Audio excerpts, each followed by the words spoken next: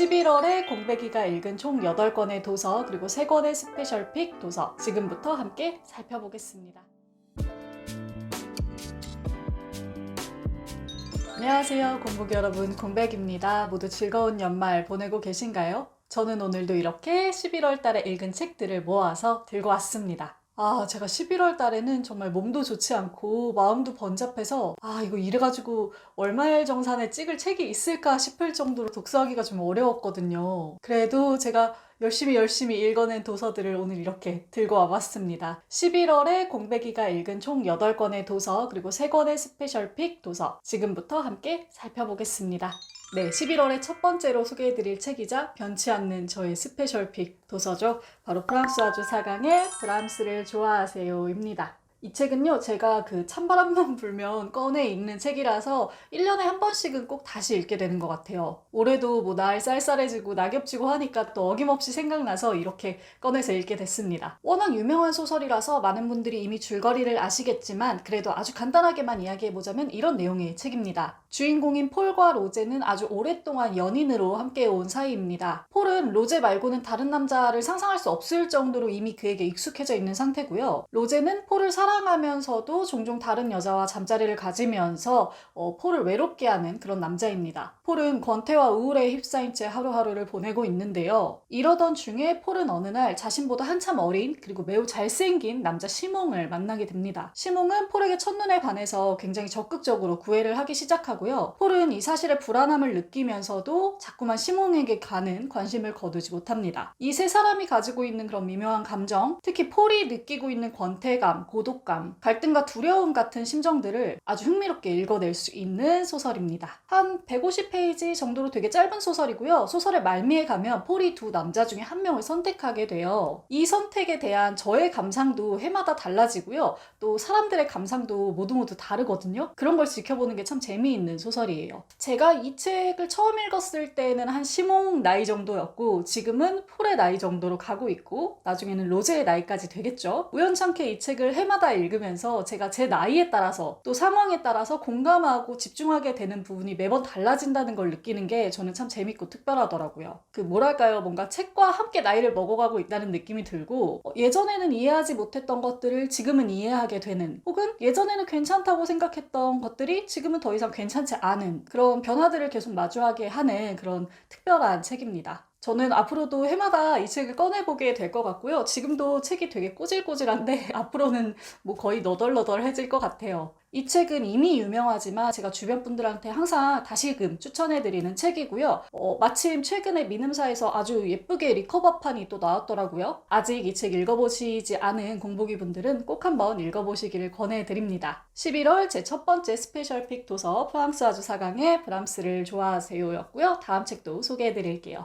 네, 다음으로 제가 읽은 책은 가즈오이시구루의 클라라와 태양입니다. 제가 저번 달에 가즈오이시구루 작품 너무 재밌게 읽었다고 했잖아요. 그래서 이번 달에도 이렇게 하나 꺼내 읽게 되었습니다. 스포일러가 안 되는 선에서 아주 간단하게 줄거리를 소개해드리자면 이렇습니다. 제목에 있는 요 클라라는요, AF라고 불리는, 즉 인간 아이들의 친구가 되기 위해 만들어진 인공지능 로봇입니다. 이 클라라는 오랫동안 매장 안에 서가지고 바깥 세상을 관찰하고 사람들을 들여다보고 하는데요. 그러던 어느 날 조씨라는 소녀가 다가와서 이 클라라에게 큰 관심을 보입니다. 이 조씨는 클라라, 너를 반드시 우리 집에 데려가겠다라고 약속하게 되고요. 바로 그날부터 두 사람은 특별한 우정을 나누기 시작합니다. 사실 제가 말씀드린 이 줄거리는 정말 극초반에 해당하는 줄거리인데 혹시 이 책을 재미있게 읽으실 분들을 위해서 제가 그 뒤에 줄거리는 따로 말씀해드리지 않을게요. 이 가즈오이시구로가 나를 보내지 마를 통해서 장기이식을 통해 태어난 아이들의 어떤 감정, 갈등과 깊은 내면을 다뤘었잖아요. 이 클라라와 태양은 그것보다 또 한 발짝 넘어가서 정말로 인공지능 로봇에게서 우리가 얼마만큼의 따뜻함을 느낄 수 있는가, 우리가 그 로봇에게 어느 정도까지의 우정과 사랑을 기대할 수 있는가, 이런 것들을 생각해보게 합니다. 가즈오이시구로 소설이 진짜 묘한데요. 되게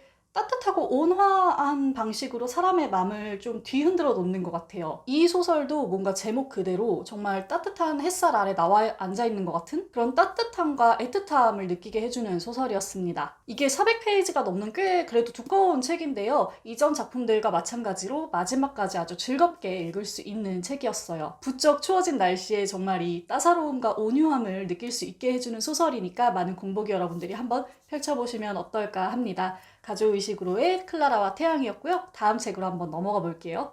네, 월말 정산에서 잊을만하면 돌아오는 그 작가 다니자키 주니치로의 책을 가지고 왔습니다. 이번 달에 제가 읽은 책은요, 바로 엽기 먹는 벌레입니다. 요 엽기 먹는 벌레라는 말이 한국말로 치면 뭐 집신도 짝이 있다 약간 이런 의미라고 하네요. 이 책은 다니자키 주니치로 본인의 실제 스캔들 내용을 좀 닮아 있어서 엄청나게 화제가 됐던 문제작이기도 합니다. 간단히 말해보자면 이런 스캔들이에요. 다니자키 주니치로는 자신의 부인이었던 치요에게 별다른 애정을 느끼지 못했었다고 해요. 게다가 부인의 동생인 세이코와 사랑에 빠지게 됩니다. 이런 상황에서 다니자키 주니치로의 친구였던 사토 하루오는 치요에게 동정심을 느끼게 되고요. 다니자키 주니치로는 친구 사토에게 자신의 부인인 치요를 양도한다라는 선언을 공공연하게 하게 돼요. 뭐 조금만 들어도 굉장히 파격적인 스캔들이죠. 이 엽기 먹는 벌레의 주인공인 가나메와 미사코는요, 표면적으로는 부부관계이기는 해요. 하지만 서로 사랑을 나누지는 않는 그런 관계입니다. 아내에게는 이미 만나는 다른 남자가 있고요. 가나메 역시 그 사실을 알면서도 위태롭고 공허한 결혼 관계를 이어가고 있어요. 엽기 먹는 벌레는 이 두 사람의 스토리를 따라가는 그런 소설이고요. 동시에 당시 일본의 문화 모습을 아주 자세하게 보여주는 소설이기도 합니다. 다니자키 주니치로의 다른 작품들이 또 워낙 자극적이고 파격적이라서 이 책의 내용은 스캔들에 비하면 조금 잔잔하다는 느낌을 받았어요. 그리고 중간에 일본 문화에 대한 이야기들이 꽤 자세하게 많이 나오거든요. 그래서 그런 부분들을 읽어내는데 조금 애를 먹었던 소설이기도 합니다. 그래도 다니자키 주니치로 특유의 그 분위기를 여지없이 느낄 수 있었던 소설 엽기 먹는 벌레를 소개해드렸습니다. 다음 책으로 한번 넘어가 볼게요. 네, 이번 달 저희 두 번째 스페셜픽 도서입니다. 윤희영 작가님의 작은 마음 동호회입니다.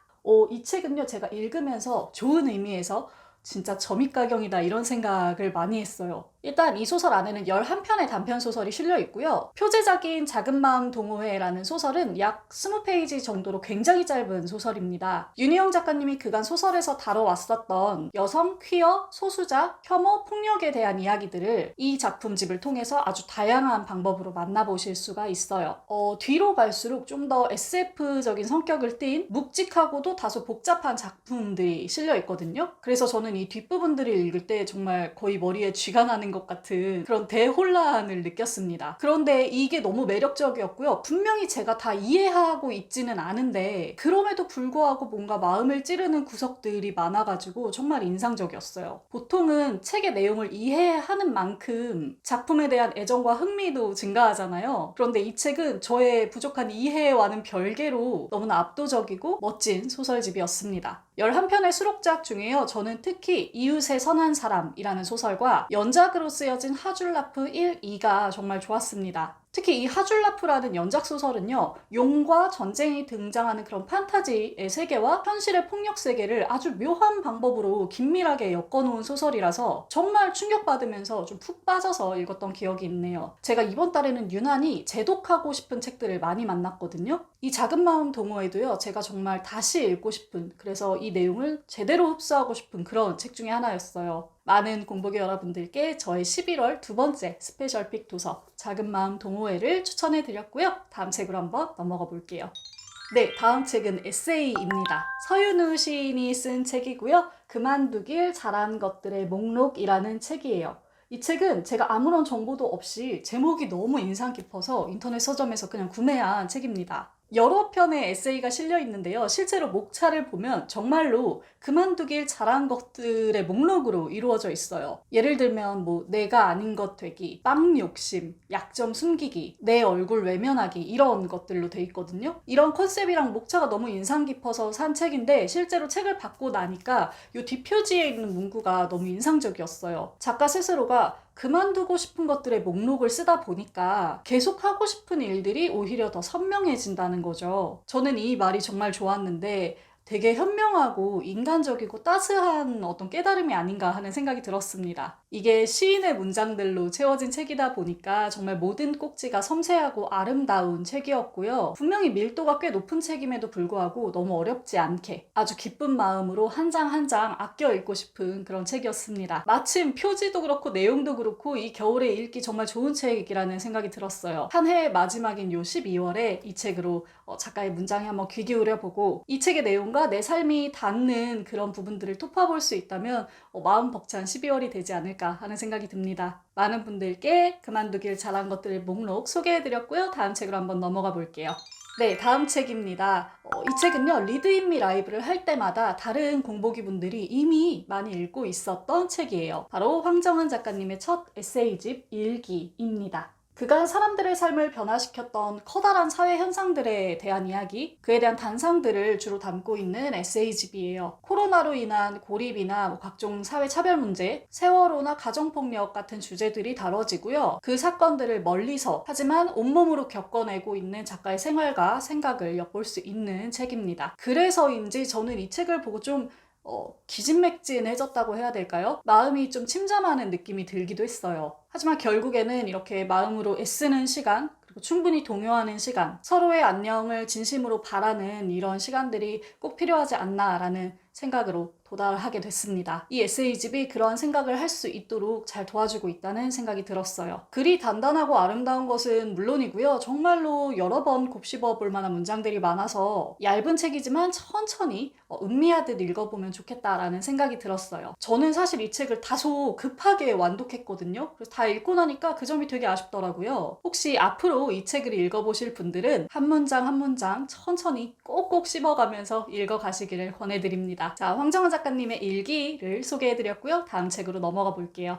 네, 이번 달 저의 세 번째 스페셜픽 도서입니다. 전범선 작가님의 비거니즘 에세이 살고 싶다, 사는 동안 더 행복하길 바라고 입니다. 이 책은 제가 읽고 너무 좋아서 바로 영상으로 만들어서 여러분께 소개해드린 적이 있었죠. 그래서 이번 월말 정산 영상에서는 아주 간단하게만 소개해드리려고 해요. 이 책에서 중점적으로 다루고 있는 것은요, 바로 착취에 대한 문제입니다. 인간이 동물을 착취함으로써 과하게 얻어내고 있는 것들이 있잖아요. 그리고 또 자연과 생태를 착취하면서 얻어내는 것들이 있고요. 또 여성의 노동력을 착취하는 경우도 있겠죠. 그리고 자신이 가진 특권을 사용해서 타인을 착취하게 되는 경우도 있을 거고요. 이러한 착취는 결국 세상을 기울게 만들고 병들게 합니다. 더욱이 기후 생태 위기와 갖가지 사회적 문제들을 바로 눈앞에서 목도한 지금 이러한 문제들은 더 이상 묵과할 수 없는 문제들이 되어가고 있죠. 전범선 작가는 이 책을 통해서 그런 비정상적인 착취 구조들을 살펴보고 그에 대한 단상을 공유하고 있습니다. 자신의 편리함과 이기심을 위해서 더 이상 동물에게, 지구에게, 여성에게, 다른 존재에게 과도한 외주를 하지 말자, 함께 공존해야 한다라고 이야기하고 있는 책이에요. 그간 쉽게 라이프 스타일 혹은 식단 정도로만 여겨져 왔던 비거니즘 문제를 정말로 정치적으로 단호하고도 따스하게 풀어냈다는 점에서 저는 이 책이 정말 좋았고요. 또 이 문제를 다양한 영역으로 확장해가고 있다는 점, 작가 스스로가 자신이 가진 한계와 특권을 인정하면서도 더 나은 길을 도모하는데 정말 혼신의 힘을 쏟는 사람이라는 생각이 들어서 그 점도 정말 좋았습니다. 아주 많은 자극을 받았고요. 그래서 이렇게 스페셜 픽으로 꼽게 되었어요. 이 책에 대한 자세한 설명은요, 이 위쪽 링크를 타고 들어가시면 더 보실 수가 있습니다. 참고를 부탁드리면서 마지막 책으로 한번 넘어가 보겠습니다. 네, 이번 달의 마지막 책입니다. 이미 소개해드린 적이 있었던 책이죠. 2022 한국이 열광할 세계 트렌드입니다. 대한무역투자진흥공사 코트라에서 해마다 이맘때쯤에 출간하고 있는 책이에요. 전 세계 84개국 127개 무역관들이 주목한 비즈니스를 소개하고 있는 책인데요. 요게 또 아주 쏠쏠한 재미를 줍니다. 비즈니스 트렌드를 한눈에 살펴볼 수 있다는 것도 굉장히 재미있지만 여기서 소개하는 제품이나 서비스가 뭐랄까요? 되게 소비자로서 혹하게 되는 것들이 많아요. 그래서 제가 늘 말씀드리는 게 정말 재미있고 유익한 제품 카탈로그를 보는 기분이다 이렇게 말씀드리거든요. 보통 경제 경영이나 트렌드에 관심이 없거나 접점이 없으면 이런 책들이 다소 따분하게 그리고 뻔하게 느껴질 수가 있는데 이 책은 나름의 그 신선하고 독특한 재미가 있는 책인 것 같습니다. 올해는요, 치유사회, 새로운 놀이, 미래의 일상, 공존사회라는 이 4가지 파트 아래에서 총 36개 비즈니스 아이템을 다루고 있습니다. 더 자세한 테마와 각종 아이템들의 구체적인 사례는 이 위쪽 링크를 통해서 참고하실 수 있어요. 관심 있으신 분들의 많은 시청을 부탁드립니다. 네, 이렇게 제가 11월에 읽은 8권의 책들 그리고 3권의 스페셜픽 도서를 살펴보았습니다. 이번 달에는 읽다가 만 책들도 정말 많고요. 한 권 한 권을 정말 어렵게 완독해내서 정말 고된 한 달이었다라는 생각이 드네요. 그래도 12월에는 더 나은 독서력과 컨디션으로 한 해를 마무리해 볼 수 있게 노력해 봐야겠다라는 생각이 듭니다. 우리 공복이 여러분들과 벽돌책도 잘 완독해내고 말이죠. 자, 그럼 저는 또 즐거운 영상 들고 돌아오겠습니다. 우리 공복이 여러분들 편안한 연말 보내시고요. 멋지게 책 읽는 시간 되세요. 공백의 책단장이었습니다. 안녕.